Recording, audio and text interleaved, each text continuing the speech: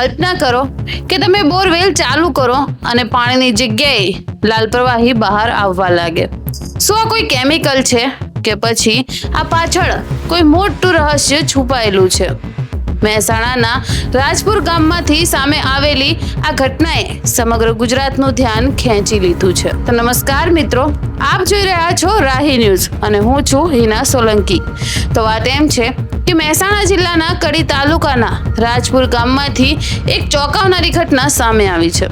Social media પર viral થયેલા video અને સ્થાનિક મીડિયાના અહેવાલો મુજબ ગામના અનેક બોરવેલમાંથી લાલ રંગનું પાણી બહાર નીકળતું જોવા મળે છે. ગામ લોકોનું કહેવું છે કે આ કોઈ સામાન્ય ઘટના નથી. તેમના જણાવ્યા અનુસાર ગામના લગભગ 28 જેટલા બોરવેલમાં પાણીનો રંગ બદલાઈ ગયો છે. જે પાણી પહેલા સામાન્ય દેખાતું હતું તે હવે લાલ અને દૂષિત જેવું દેખાઈ રહ્યું છે. અને ખેડૂતોનું કહેવું છે કે આ પાણીના કારણે તેમની ખેતી પર પણ અસર પડી રહી છે. અને એટલું જ નહીં, કેટલાક ગામ લોકોના આક્ષેપ છે કે લાંબા સમયથી દૂષિત પાણીના કારણે લોકોના સ્વાસ્થ્ય પર ગંભીર અસર થઈ રહી છે. સ્થાનિક લોકોનો આરોપ છે કે આસપાસના ઔદ્યોગિક વિસ્તારોમાંથી છોડવામાં આવતા કેમિકલયુક્ત કચરાના કારણે ભૂગર્ભ જળ પ્રદૂષિત થઈ રહ્યું હોઈ શકે છે.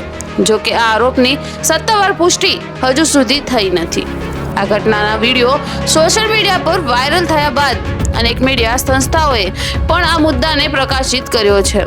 વિડીયોમાં સ્પષ્ટ રીતે જોઈ શકાય છે કે બોરવેલમાંથી નીકળતું પાણી સામાન્ય પાણી જેવું નથી લાગી રહ્યું. ગામ લોકોનું કહેવું છે કે તેઓએ આ મુદ્દે અનેક વખત રજૂઆત કરી છે.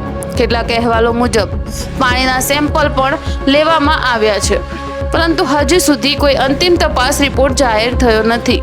હવે સૌથી મોટો પ્રશ્ન એ છે કે શું ખરેખર કોઈ કેમિકલના કારણે પાણી લાલ થઈ રહ્યું છે? શું ભૂગર્ભ જળ પ્રદૂષિત થઈ ગયું છે કે પછી આ પાછળ કોઈ કુદરતી કારણ જવાબદાર છે? આ તમામ પ્રશ્નોના જવાબ તપાસ પૂર્ણ થયા પછી જ મળશે.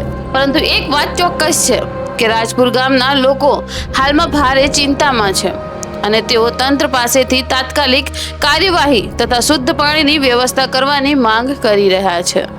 તો મિત્રો, જો ખરેખર બોરવેલમાંથી આવતું પાણી લાલ થઈ જાય તો તે કેટલું ચિંતાજનક બની શકે છે તેની કલ્પના પણ મુશ્કેલ છે. હવે સૌની નજર તંત્રની તપાસ અને તેના પરિણામ પર છે. તો તમને શું લાગે છે? આ પાણી લાલ થવાનું સાચું કારણ શું હોઈ શકે છે? તમારો અભિપ્રાય કમેન્ટ બોક્સમાં જરૂરથી જણાવજો.